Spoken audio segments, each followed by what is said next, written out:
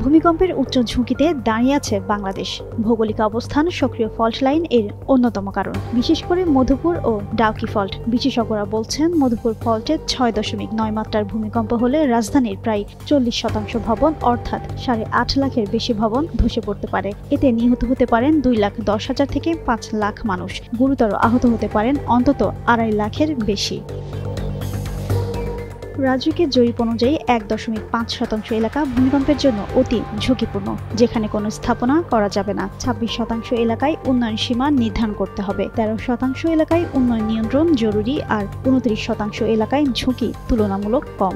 Dhaka 2 city corporation এবং আশপাশের 1524 বর্গ কিলোমিটার এলাকার উপর এই জরিপ কার্যক্রম পরিচালনা করা হয়েছে।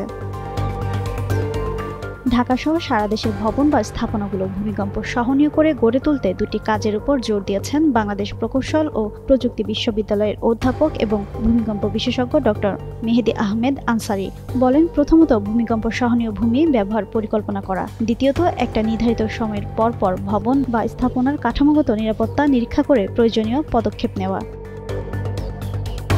রাজধানী উন্নয়ন কর্তৃপক্ষের আরবান রেজিলিয়েন্স প্রকল্পের সাবেক প্রকল্প পরিচালক এবং ভূমিকম্প বিশেষজ্ঞ প্রকৌশলী ডক্টর মোহাম্মদ আব্দুল লতিফ হেলালি বলেন, ভূমিকম্প সহনীয় নগর গড়ে তুলতে একটি উন্নয়ন দেশ হওয়া সত্ত্বেও জাপানের প্রায় 30 বছর লেগেছে। সেখানে ঢাকাকে ভূমিকম্প সহনীয় গড়ে তুলতে অন্তত 50 বছর লাগবে।